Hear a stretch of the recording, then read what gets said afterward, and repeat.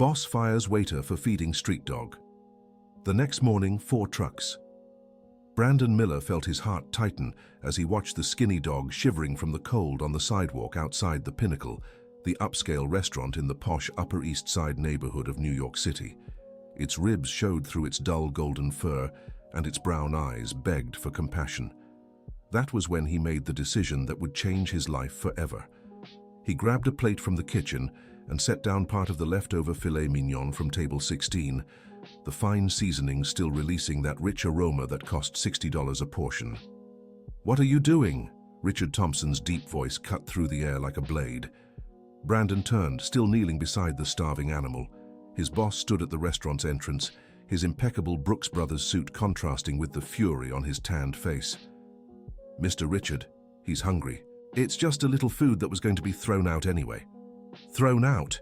Richard took firm steps forward, his Italian shoes clicking sharply against the marble. "That food costs more than your weekly salary, kid." The guests at nearby tables began to stare. The commotion on the sidewalk drew the attention of passers-by on Madison Avenue. Brandon's face burned with shame, but he didn't let go of the plate. "Sir, please, the dog is suffering." "And do I look like I care?" Richard shouted, making some of the other waiters freeze. "You work at one of the most expensive restaurants in New York City, not a charity house." The dog looked between the two men, not understanding the argument, but sensing danger. Its hind legs trembled, not just from the cold, but from fear. "Get up right now," Richard ordered. Brandon obeyed slowly, but left the plate on the ground. The dog cautiously approached and began eating, gulping down the food as if unsure when its next meal would come. "You're fired," Richard's voice echoed down the sidewalk. "Grab your things and get out of my sight. I don't want to see you near here ever again." Tears welled in Brandon's eyes. 6 months of hard work, late nights studying to improve his service, the praise from customers, all gone in seconds. "Mr. Richard, I need this job. My mother is sick and I don't care about your personal life." Richard pointed to the door. "You should have thought about that before wasting my food on that disgusting mutt." An elderly woman dining by the window stood up indignantly. How outrageous.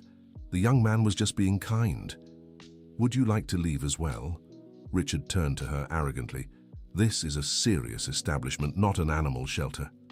Brandon walked into the restaurant on shaky legs. In the staff locker room, he stuffed his uniform into the plastic bag he used to carry his things. His hands trembled as he grabbed his nearly empty wallet and his cracked screen phone. Tyler, the other waiter, appeared at the locker room door. "Dude, this is insane. Everyone's talking about it out there." "He was right, Tyler. I shouldn't have done it." "No way. You were being human. Richard's the one with a heart of stone." Brandon shook his head and finished gathering his things. When he stepped out the back door, the dog was waiting for him. It had finished the food and wagged its tail timidly. "Hey, boy. Looks like we're both on the streets now." The dog approached and licked Brandon's hand as if to say thank you. It wore a worn-out leather collar around its neck, one that must have been expensive when new. The March night was cold in New York City. Brandon walked down Madison Avenue with no destination, the dog trailing a few steps behind. He passed the subway station, the lit-up office buildings, the closed shops. His phone rang. It was Mrs. Grace, his mother.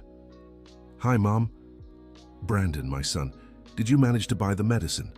The chest pain was coming back. He closed his eyes. The medicine cost $30 and he only had 8 in his pocket. "I got it, Mom. First thing tomorrow, I'll bring it to you." "God bless you, son. You're all I have. You're everything to me too. Rest up and I'll stop by tomorrow." He hung up the phone and sat on a bench in the nearby park. The dog approached and lay at his feet, offering warmth. Brandon looked at him and noticed something he hadn't seen before. The animal had intelligent eyes, different from the usual street mutts. "You're not just any mutt, are you, boy? Someone took good care of you." Dear listener, if you're enjoying the story, take a moment to like and especially subscribe to the channel. It helps us a lot as we're just starting out. Now continuing. The next morning, Brandon woke up on the park bench with the dog curled against his chest. His back ached, and he was hungry. He checked his watch. 7:30 in the morning. In 2 hours, the Pinnacle would open for lunch and Richard would arrive for the morning staff meeting. He needed to find another job fast. He stood up, stretched his back, and looked at the dog. "Come on, boy. Let's try our luck somewhere else." But when they reached the corner of Madison Avenue, Brandon stopped. 4 black SUVs were parked in front of the Pinnacle. These weren't ordinary cars.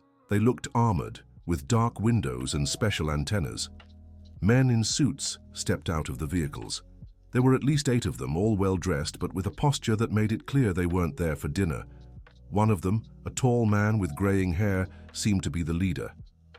"We're looking for the waiter who was fired yesterday," he said to Richard, who had rushed out of the restaurant upon seeing the SUVs. "Which waiter?" Richard stammered, yesterday's arrogance completely gone. "The young man who fed the dog. Where is he?" Richard glanced around nervously, sweating despite the cool New York City morning. I fired him. I don't know where he is now." The gray-haired man stepped closer to Richard. He was at least 4 inches taller and had an intimidating presence.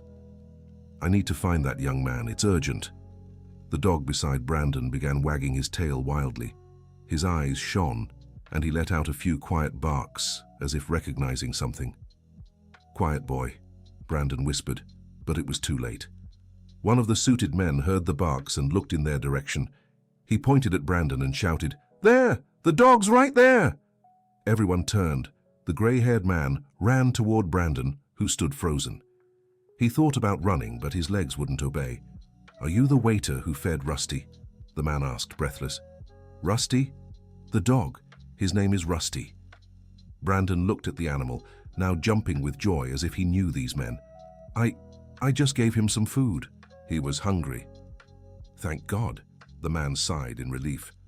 "I'm William Harrison. This dog belongs to my granddaughter, Emma. We've been searching for him for 2 months." The world spun in Brandon's head. Rusty was a child's dog, and clearly a child from a very wealthy family. 2 months? But he's so thin. He ran away when Emma's parents separated. The girl's been depressed ever since. She refuses to eat, can't sleep. William's voice trembled. "The doctors say she'll only get better when she's reunited with Rusty." More cars arrived. One was a private ambulance. From the back seat emerged a girl around 8 years old, with brown hair and red eyes from crying. She wore pink pajamas and slippers. "Grandpa, is that him? Is that Rusty?" she shouted, running toward the group. When Rusty saw Emma, he went wild with joy. He ran to her, barking and jumping, licking her face, knocking the girl onto the sidewalk with how much his tail wagged. "Rusty, Rusty, I knew you'd come back." Emma cried and laughed at the same time, hugging the dog tightly. "Where were you troublemaker?" Brandon felt his eyes well up. It was a beautiful sight. The girl and the dog looked like 2 halves of the same being finally reunited. William approached Brandon. "Young man, you have no idea what you've done for our family. Emma hasn't smiled in 2 months. Look at her now." The girl was on the ground, letting Rusty lick her whole face. She laughed like Brandon had never heard a child laugh before. It was pure happiness. "I didn't do much, just gave him some food." "Just?" William shook his head. "You saved my granddaughter's life, son. What's your name?" "Brandon Miller." "Brandon, I own Harrison Construction. Maybe you've heard of it." Brandon swallowed hard. Harrison Construction was one of the biggest companies in New York City. Buildings all over the city had their name on them. "Mr. Harrison, Grandpa!" Emma came running with Rusty in her arms. "Is this the kind man who took care of Rusty?" "Yes, Princess." Emma looked at Brandon with shining eyes. "Rusty told me in my dreams that an angel was taking care of him. Thank you for not letting him go hungry." Brandon's heart nearly burst. How could a child be so pure? "I'm the one who's grateful for finding him, Emma. Rusty is a very special dog. He's my best friend in the whole world." Richard, who had been watching from a distance, approached the group with a fake smile. "Mr. Harrison, what a pleasure to meet you. I'm Richard Thompson, owner of the Pinnacle. Our restaurant has the finest—" "You're the owner?" William cut him off coldly. "Yes, sir. And I can say Brandon has always been an exemplary employee. A young man of outstanding character." Brandon stared at Richard in disbelief. The same man who had humiliated him yesterday was now praising him in front of the businessman. "Employee?" William asked. "I thought you fired him for feeding Rusty." Richard's face turned red. He looked at Brandon as if pleading for help, but the young man averted his gaze. Well, there was a misunderstanding yesterday, but it's all sorted now. Brandon can come back to work whenever he wants. Misunderstanding? William's voice grew colder. You humiliated a good young man for showing compassion to an animal. Mr. Harrison, I can explain. No need to explain. I already see the kind of person you are. William turned to Brandon. Son, do you work for this man? I did. He fired me yesterday. And good thing he did, Emma said, making everyone look at her. Rusty told me the mean man yelled at you. Daddy always says people who are cruel to animals are cruel to people too. Richard tried to smile at the girl, but she hid behind Brandon. Emma's right, said William. Brandon, do you have any plans today? No, sir. I was looking for work. Then come with us. I want to get to know the young man who took care of Rusty when he needed it most. Brandon glanced at Richard, who was desperately signaling for him not to leave, but the decision was made. It would be an honor, Mr. Harrison. The group headed to the SUVs. Brandon got into one with Emma, Rusty, and William. The girl wouldn't stop talking about how happy she was to have her dog back. Brandon, do you have family? William asked during the ride. Just my mother, sir. She's been a bit sick, but she's a fighter. And what did you do at the restaurant? I was a waiter, worked there for 6 months trying to save up to take care of my mum and pay for business school. Business school? What semester? 4th semester. I take night classes at Columbia University. William nodded, looking impressed. And why did you choose business administration? I've always wanted to have my own business, sir. Something that could help people. Maybe a diner where everyone could eat well without paying too much. Emma, who was playing with Rusty, paid attention to the conversation. Grandpa, does Brandon want to open a diner like the one Mom talked about? The one that gives food to people who don't have money? It seems so, Princess. That's so cool. Rusty, did you hear? Brandon wants to help people just like he helped you. They arrived at the Harrison Mansion in Greenwich, Connecticut. Brandon had never seen such a big and beautiful house. The gate opened automatically, and they entered a garage that seemed larger than the apartment he lived in with his mother. Dear listener, if you're enjoying the story, don't forget to like and especially subscribe to the channel. It helps us a lot as we're just starting out. Now, back to the story. Inside the house, Brandon met Barbara, William's wife, and Emma's grandmother. She was an elegant woman in her 60s, with well-kept blonde hair and a warm smile. So you're the angel who took care of Rusty, she said, hugging Brandon. Emma wouldn't stop saying he'd come back with an angel. You're too kind. Don't downplay what you did, son. You don't know what we went through these past 2 months. Barbara explained that Emma had fallen into a deep depression after Rusty ran away. The girl blamed herself for her parents' separation and believed the dog had left because she was a bad girl. She stopped eating properly, didn't want to play, cried every night, Barbara continued. The psychologist said she'd only get better if she found Rusty again or accepted he wasn't coming back. But Rusty always said he'd return, Emma interrupted, appearing in the room with the dog in her arms. I dreamed about him every night and he told me an angel was taking care of him. Brandon was moved by the girl's innocence. How could she hold on to hope even after so much suffering? Emma, tell me how Rusty disappeared, Brandon asked.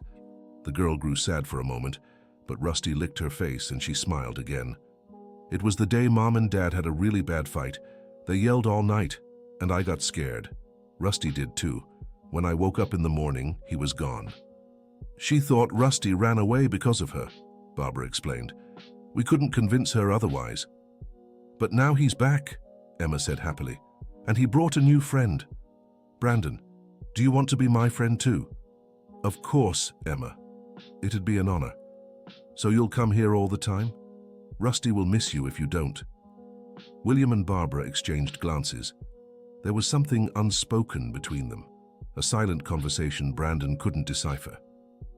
Emma, why don't you show Brandon and Rusty the garden? Barbara suggested. Great idea. Come on, Brandon. You'll love it. They went out to the garden, which was enormous. It had a pool, a soccer field, a playground, and even a dollhouse the size of a bedroom. Rusty ran freely across the grass, happy to be home. Brandon, can I ask you something? Emma said while pushing Rusty on the dog-friendly swing. Sure. Why did you give Rusty food? Everyone on the street just walked past him like they didn't see him. The question caught Brandon off guard. How could he explain to an 8-year-old something he didn't fully understand himself? You know, Emma, my mom always taught me that when you can help someone, you should. It doesn't matter if it's a person or a little animal. But what if you didn't have food to give? Then I'd share my own food with him. Even if you went hungry? Even if I went hungry. Emma stopped pushing the swing and looked at Brandon seriously. You really are just like the angel in my dreams. Rusty chose the right person to take care of him. Back in the living room, Barbara served a snack that looked like a feast to Brandon. Sandwiches, fruits, fresh juices, cakes. It had been a while since he'd seen so much food in one place. Eat as much as you want, son, Barbara said, noticing Brandon's hesitation. You're at home. Thank you, Mrs. Barbara. You're very kind.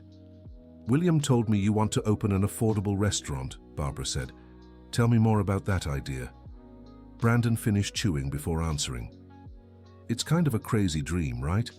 But I've always thought about having a place where people could eat well without spending too much. Like a full meal for $5–10 max.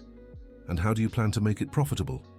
Well, I'd have to study the costs better, but the idea would be to work with smaller margins and higher volume. Maybe even have a system where those who can pay a little more do so to help cover those who can't. William, who had been listening quietly, stepped closer. Interesting. And where would this restaurant be? Oh, Mr. William, it's just a dream for now. I haven't even finished college and now I don't even have a job. But what if you had the chance to make that dream a reality? Brandon laughed dryly. With what money? I couldn't even buy my mum's medicine yesterday. William's expression changed. Your mother is sick. She has a heart condition, nothing too serious, but she needs medication every month. It costs $30. And you couldn't buy it because of yesterday's layoff. Brandon lowered his head, ashamed. Yeah, I lied to her, said I managed to get it. I didn't want her to worry. Where do you live? In Queens. It's far, but the rent is cheap. Emma, who was playing with Rusty on the rug, paid attention to the conversation. Grandpa, is Brandon's mum sick like I was? No, sweetheart. She has a different little problem. Then Grandpa can help. Grandma Barbara always says, those who have a lot should help those who have little. Barbara smiled at her granddaughter. Emma's right. We want to help, Brandon. No, please. Brandon stood up quickly. I didn't come here to ask for help. I just brought Rusty back to Emma. We know, William said calmly. But that doesn't change the fact that we want to repay your kindness. Mr. William, I can't accept money like that. It wouldn't be right. Who said anything about giving money? Brandon looked at him, confused. What do you mean? What if I offered you a job opportunity? A job where you could learn about management hands-on and still earn enough to take care of your mom? Brandon's heart raced. What kind of job? I have a foundation that handles social projects. I need someone young, with fresh ideas, and most importantly, a good heart to help manage it. But I don't have experience. Experience can be gained. Character can't. And you've already proven you have character. Brandon looked at Emma, who was happily playing with Rusty. 2 months of suffering had ended in one morning, just because he decided to be kind to a hungry animal. Can I think about it? Of course. But first, I'd like you to meet my daughter, Jennifer. She's a psychologist and oversees some of our projects. She can explain how it all works. Jennifer arrived an hour later. She was a woman in her mid-30s, resembling Emma, but with a more serious air. When she saw Rusty, her eyes filled with tears. Oh my God, you found him. She knelt and Rusty ran to her. Where have you been, you little rascal? Jennifer is my oldest daughter, William explained. Emma's mother. Brandon, Emma shouted. This is my mom. Mom, this is the angel who took care of Rusty. Jennifer stood up and extended her hand to Brandon. I don't know how to thank you. She was really struggling without Rusty. I'm glad he's back home. Dad told me you want to work with social projects. Well, I am interested, yes. I've always wanted to do something to help people. What kind of help? Food. I don't think anyone should go hungry when so much food gets wasted out there. Jennifer smiled. Dad didn't tell you, but we've had a pilot project on hold for 6 months. We want to open a community restaurant but haven't found the right person to run it. Brandon almost choked on the juice he was drinking. A community restaurant? Exactly like you described. Good, affordable meals for low-income families. But it would also be a job training center, teaching cooking, customer service, management. Does something like that really exist? The project is ready. We just need someone to make it happen. Brandon looked around. William was smiling, Barbara nodded encouragingly, and Emma played with Rusty as if she hadn't just heard the most important conversation of Brandon's life. You'd really do this? Give me this opportunity? Brandon, William said seriously, you saved my granddaughter from deep depression. No opportunity is too great to repay that. But I've never managed anything. That's why you'll work with me for the first few months, Jennifer said. I'll teach you everything you need to know about managing social projects. And the salary? $3,000 to start. After 6 months, if everything goes well, $5,000. Brandon fell silent. $3,000 was more than he made at the restaurant, even with tips. It would be enough to take care of his mom, pay for school, and still have a little left over. Can I give you an answer tomorrow? Of course, but can I ask you something? William leaned forward. Why the hesitation? It seems too good to be true. I just gave food to a dog, and now you want to change my whole life. Brandon, Barbara said warmly, sometimes God uses the simplest things to make the most beautiful miracles. That night, Brandon rode home in one of William's trucks. The driver, Mr. Walter, was a kind older man who had worked for the family for 20 years. Mr. William is a good man, he said on the way. Treats everyone well, from the doorman to the company director. And the family? Close-knit. They went through hard times when Jennifer got divorced, but they stuck together. The little girl, Emma, is everyone's darling. Why did she get divorced? Her ex wasn't a bad person, but he wasn't emotionally ready to be a father. When the pressure came, he couldn't handle it. He chose to leave rather than stay and work things out. When they reached Queens, Brandon said goodbye to Mr. Walter and went up to the 2-room apartment he shared with Mrs. Grace. His mother was in the living room, watching TV and sewing for extra income, the work she did at home to supplement her retirement. Brandon, you're home early today. No work? He sat beside her on the old couch. Mom, I have something to tell you. Go ahead, son. I got fired yesterday, yesterday. Grace stopped sewing and looked at him with concern. Fired? What happened? Brandon told her the whole story.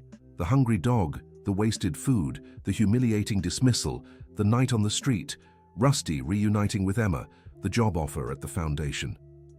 Good heavens, Mrs. Grace said when he finished. And you're going to accept it? I don't know, Mom. It seems too good to be true. Brandon, look at me. He met his mother's tired eyes. Son, you've always had a good heart. Since you were little, you shared your lunch at school with kids who didn't have any. You brought hurt kittens home for me to care for. You never changed. So kindness attracts kindness. You planted love, and now you're harvesting love. But Mom, no buts. You're going to take this job and give it your best. This family saw in you what I always knew was there, a man of character. Brandon hugged his mother.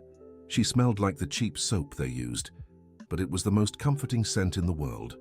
And your medicine. I borrowed some money. I'll buy it tomorrow. Don't be silly. You said they're good people. If needed, they'll help until you get your first paycheck. I don't want to ask for help, Mom.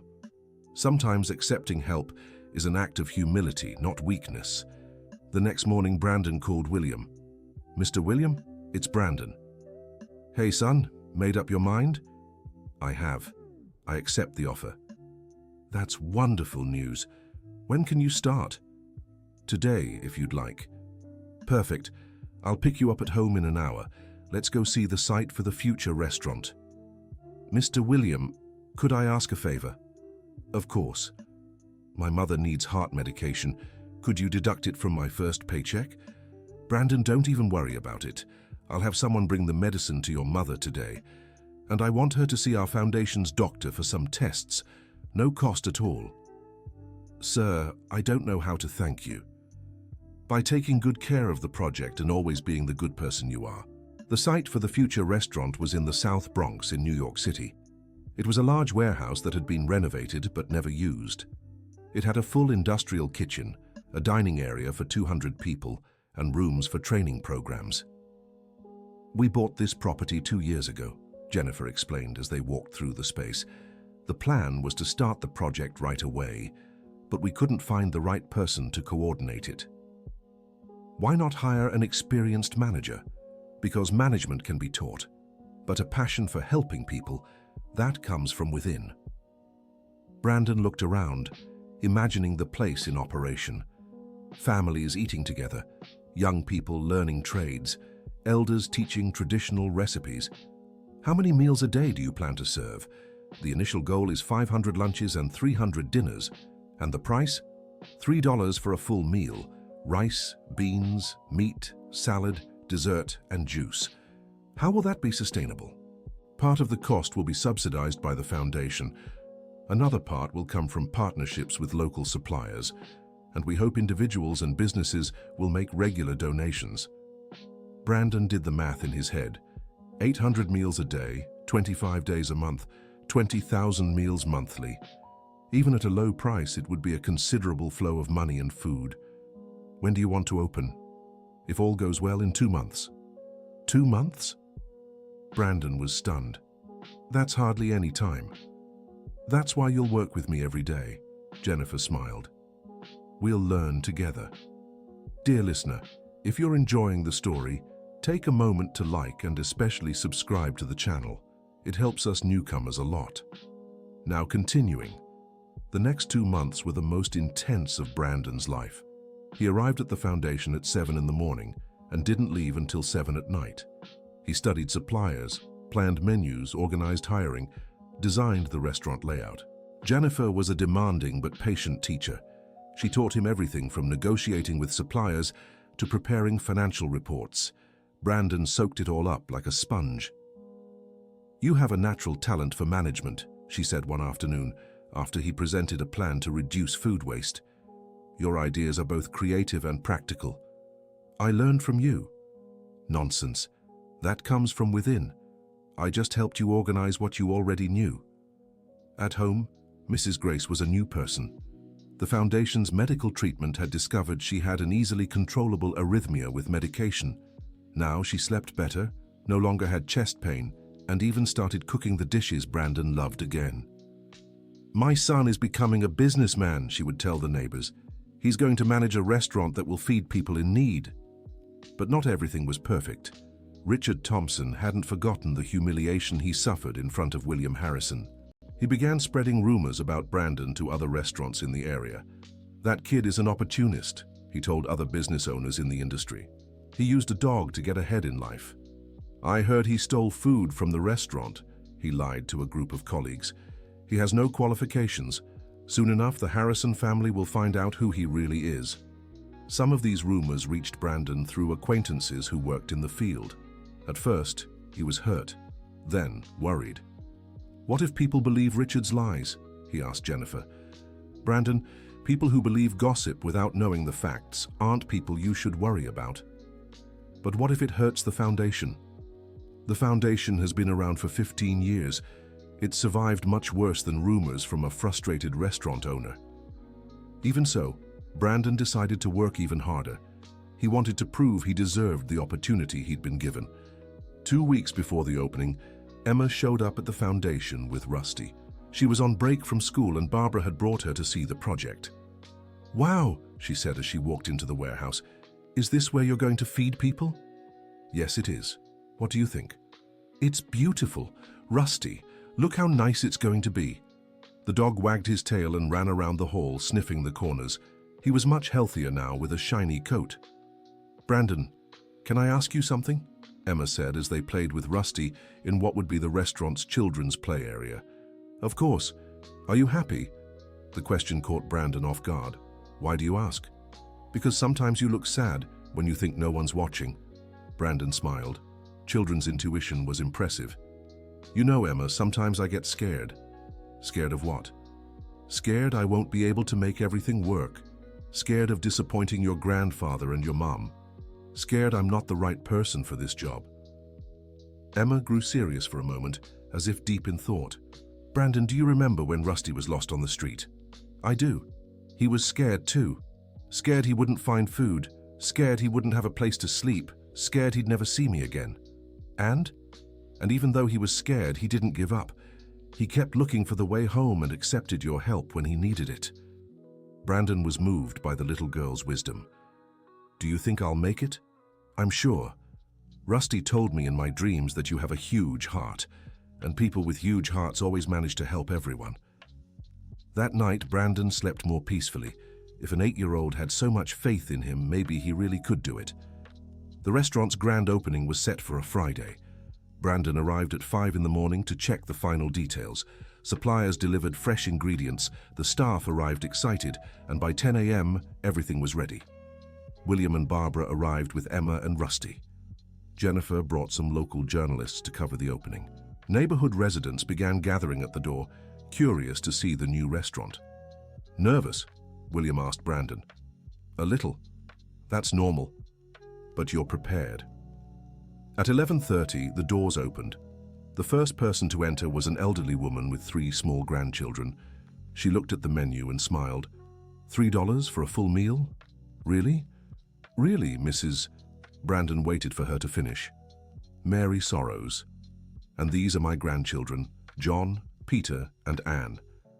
Welcome, Mrs. Mary Sorrows. First meal is on the house.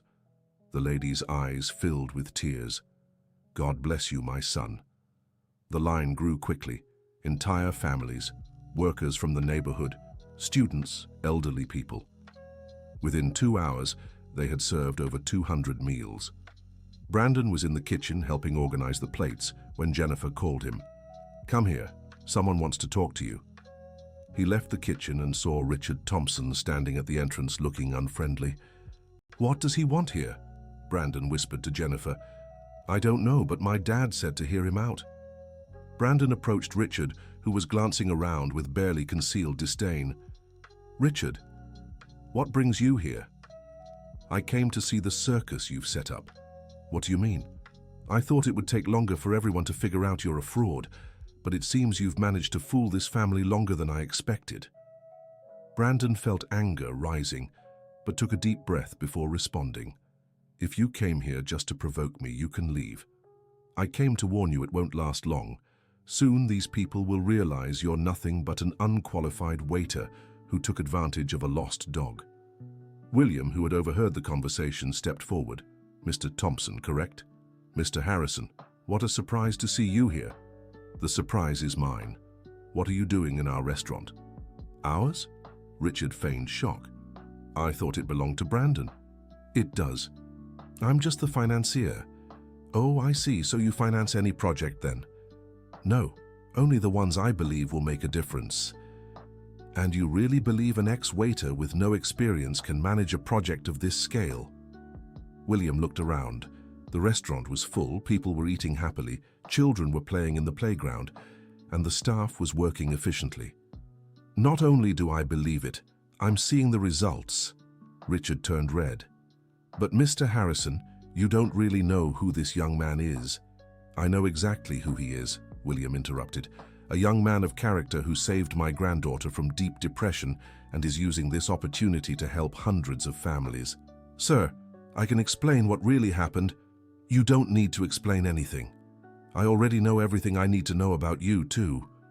Richard realized he wouldn't convince William and tried a different approach. Brandon, can I speak to you privately? Brandon glanced at William, who nodded. Let's step outside. Outside the restaurant, Richard adopted a more conciliatory tone. Look, Brandon, maybe I was too hard on you that day. Maybe. Okay, I was harsh. But you understand I have a business to protect, right? I understand. And I understand you're here because you want something. Richard forced a smile. Always sharp. The truth is, business at my restaurant dropped a lot after that incident. People got a bad impression of me. And what does that have to do with me? I want you to come back to work for me. As manager, double the salary you used to make. Brandon almost laughed. Are you serious? Completely. You could work here in the mornings and at my place at night. It'd be good for everyone. Richard, you humiliated me in front of dozens of people, called me a kid, said I was a waste. I was stressed. Everyone has bad days. And now that you found out I have important connections, you want to hire me back? Richard didn't answer, but the response was written on his face. No thanks. I'm doing just fine where I am. Brandon, be smart. This little charity act won't last forever. Sooner or later, this family will get tired of funding it. Maybe, but while it lasts, I'll help as many people as I can. You'll regret this. The only thing I regret is not feeding Rusty sooner. Richard left furious, honking excessively in traffic. Brandon walked back into the restaurant smiling. Everything okay? Jennifer asked. Everything's great. He offered me a job. And you? I told him I already have the best job in the world. The end of the first day was an absolute success. They served 520 meals at lunch and another 287 at dinner. The register closed in the black, and most importantly, people left satisfied and happy. How do you feel? William asked Brandon as they closed up. Like I just lived the best day of my life. It's only the beginning. In the months that followed, the restaurant became a neighborhood staple. Entire families ate there, kids came straight from school, and workers stopped by for lunch. The average was 1,000 meals a day. But the project grew beyond just food. Brandon created a system where those who couldn't pay could volunteer hours in exchange for meals. The restaurant became a community center.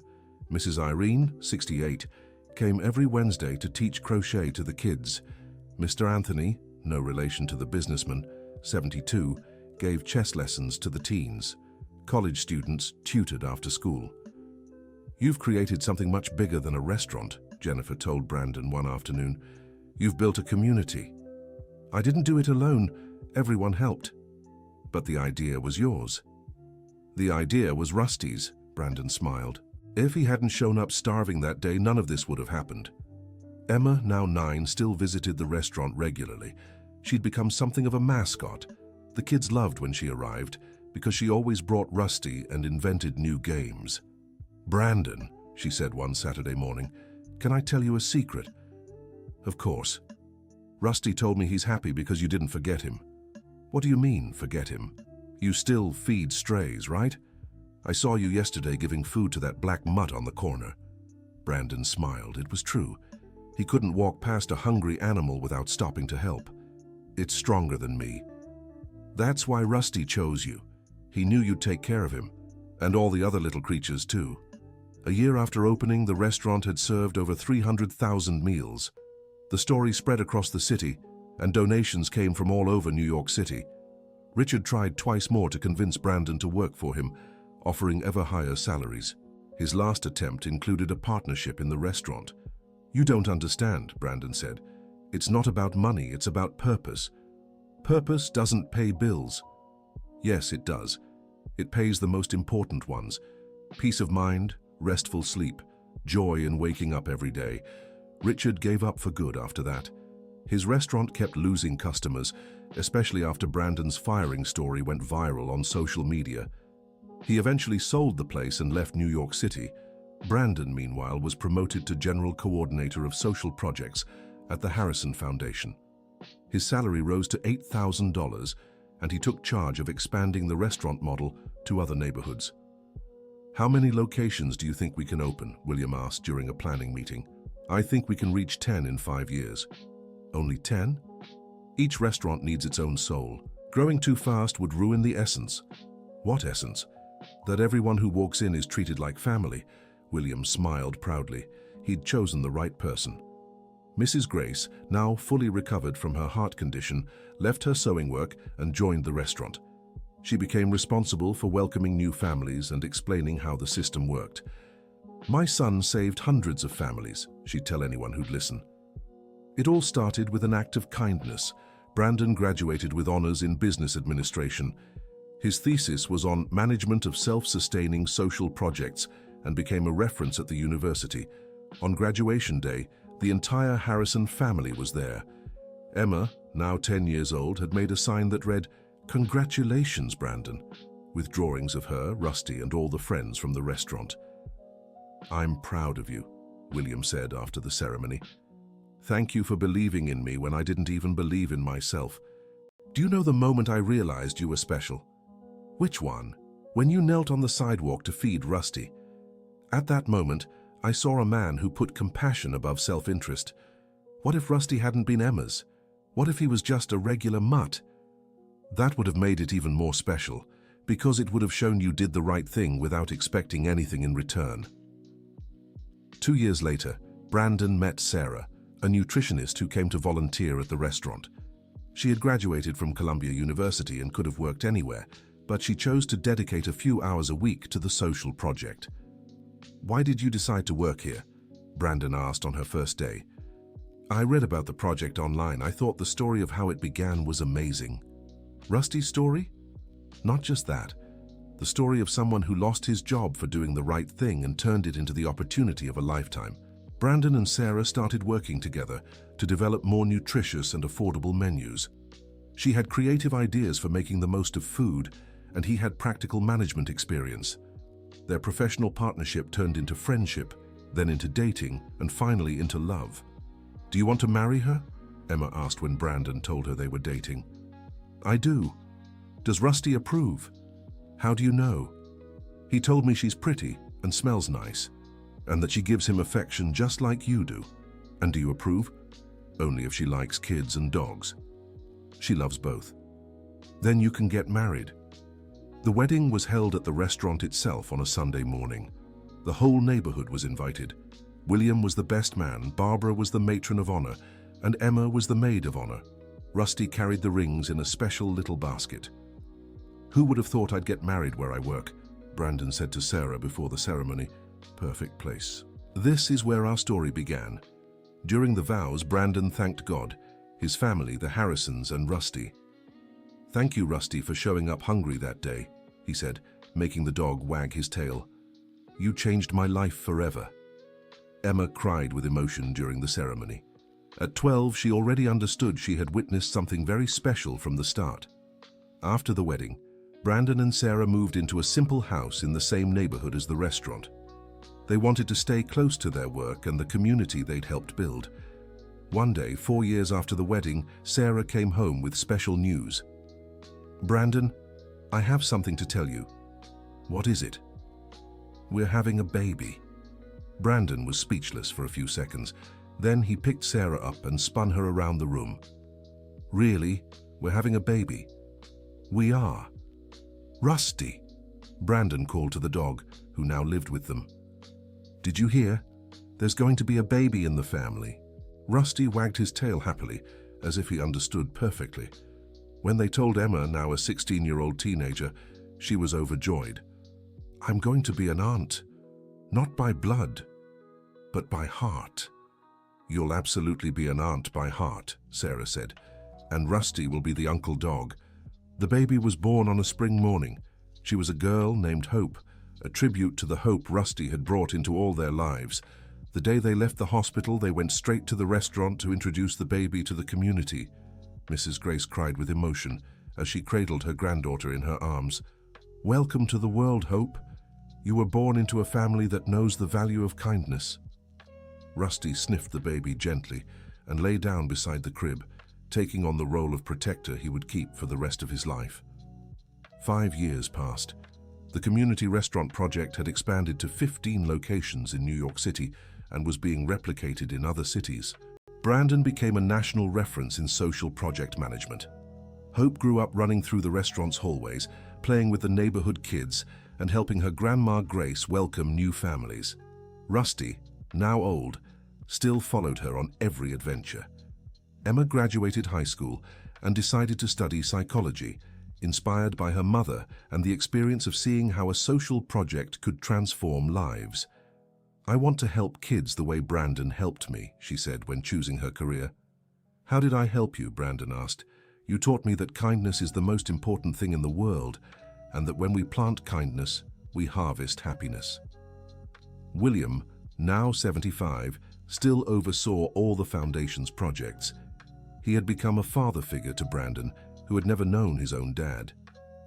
"You know the best part of all this?" he said to Brandon one afternoon as they watched Hope play with Rusty in the restaurant's backyard. "What?" "Seeing how that decision to feed a hungry dog created an entire family." "How so?" "Jennifer considers you a brother. Emma sees you as an uncle. Barbara and I love you like a son. Sarah became part of the family. Hope is our granddaughter in every way that matters, and Mrs. Grace is like a sister to us." Brandon looked around. It was true. What had started with a plate of food for a starving animal had created bonds that would last forever. "And Rusty?" Brandon asked. Rusty was the matchmaker of this whole story, the four-legged angel who brought everyone together. That night, as Brandon was putting Hope to bed, she asked a question that surprised him. "Daddy, why did you give Rusty food that day?" "Because he was hungry, sweetheart." "But you could have pretended you didn't see him, right?" Brandon thought about his answer. "I could have. But do you know why I didn't?" "Why?" "Because when we see someone suffering and can help, we should help. It doesn't matter if it's a person or a little animal. Like Grandma Grace taught you? Like Grandma Grace taught me. And if you hadn't given Rusty food, then you wouldn't have been born." "How come?" "It's a long story, sweetie. When you're a little older, I'll tell you everything." Hope fell asleep dreaming of the story her father would tell her when she was bigger. Rusty slept at the foot of her bed, fulfilling the guardian role he'd taken on since the day she was born. In the living room, Brandon and Sarah cuddled on the couch watching TV. "Do you regret anything?" Sarah asked. "Not a thing." "And you?" "Just one thing." "What?" "Not knowing Rusty before he got old." Brandon smiled and looked at the golden dog sleeping peacefully on the living room rug. He was nearly 15 now, very old for a dog his size, but he still insisted on being with the family for every important moment. He lived much longer than most dogs of his breed. Why do you think that is? Because he had a mission to fulfill, and he only rested once he saw everyone was happy. Sarah nestled closer against Brandon's shoulder. "Can you believe all this started with you getting fired?" "I can. Sometimes the worst things that happen to us are really the best things in disguise." "How did you see that back then?" "I didn't. At the time, all I saw was that I'd lost my job and couldn't afford my mum's medicine. And now I see it was the best day of my life. That was the day I learned that doing the right thing is always worth it, even when it seems like it might go wrong." Rusty lifted his head from the rug and looked at them as if he'd been listening to the conversation. Then he wagged his tail slowly and went back to sleep. "I think he agrees," Sarah said. "I'm sure he does." 10 years had passed. Hope was now 15 and already helped at the restaurant during school breaks. She had inherited her father's compassionate spirit and her mother's emotional intelligence. Rusty had passed away at 18 on a fall afternoon, peacefully sleeping in the garden of Brandon's home. He died surrounded by the family he helped create, fulfilling the promise Emma always said he had made, to take care of everyone until the end. Rusty's funeral was held at the restaurant. The whole community came to say goodbye to the dog who had changed so many lives. Emma, now a licensed psychologist, gave a moving speech. "Rusty taught us that love is this, showing up in people's lives when they need it most, even when you need help too." A plaque was placed at the entrance of the first restaurant. In memory of Rusty, the dog who changed hundreds of lives with his hunger and his love. Brandon, now 45, had become the city's Secretary of Social Services. He used his experience with the community kitchens to create public policies that benefited thousands of struggling families. Sarah ran a network of 15 community kitchens that fed over 10,000 people a day. Hope dreamed of studying veterinary medicine to care for abandoned animals. Mrs. Grace, at 78, still worked at the first restaurant. She said she'd only stop when she could no longer walk. She was beloved by the whole community and known as Grandma Grace, by the hundreds of children she had welcomed over the years. One Saturday afternoon, Brandon was cleaning Rusty's grave when Hope approached him. "Dad, can I ask you something?" "Of course, sweetheart. Do you think Rusty knew he was going to change our lives?" Brandon thought about the question. "I think Rusty just didn't want to go hungry that day, but maybe the universe had other plans for him." What if you had just walked past him on the sidewalk? Then Rusty would have found another kind-hearted person to help him. Are you sure? I am. Kindness attracts kindness, sweetheart. And Rusty was pure kindness. Hope stayed quiet for a moment, looking at Rusty's photo on the headstone. Dad, thank you. For what? For teaching me that doing the right thing is always worth it, even when it's hard. Where did you get that from? From your example. Every day. Brandon hugged his daughter, moved. 16 years after that day on the sidewalk outside the Pinnacle, he was still discovering new meanings in that moment that had changed his life forever. On their way home, they passed the spot where Richard's old restaurant used to be. Now it was a popular diner serving the local community. A sign at the entrance read, "Everyone is welcome here." What was here before, Dad? A very fancy restaurant where I used to work. And what happened to the owner? He learned that arrogance doesn't get you far. And what did you learn? Brandon stopped and looked at his daughter. I learned that a plate of food offered with love can change the world. Just one plate, just one plate. Hope smiled and took her father's hand. Then let's change the whole world, one plate at a time. Yes, sweetheart. Yes, we will. They walked home hand in hand as the sun set over New York City. In Brandon's bag was an old photo of Rusty, Emma, and him on the day the first restaurant opened. It was his favorite picture, the exact moment he realized that doing good was the only thing that truly mattered in life. That night, before bed, Brandon looked out the bedroom window at the backyard where Rusty used to play with Hope. The space was empty, but he could feel the presence of the golden dog that had changed his life forever. "Thank you, kid," he whispered into the night. "Thank you for teaching me that kindness is the greatest wealth of all." A gentle breeze rustled the leaves of the tree in the backyard, as if it were a silent reply from an old friend who still watched over the family he had helped shape. The end of the story. Tell us, what did you think of Brandon and Rusty's story? Would you have done the same as Brandon on that sidewalk? Leave your comment with heartfelt words, and of course, don't forget to subscribe to the channel for more touching stories.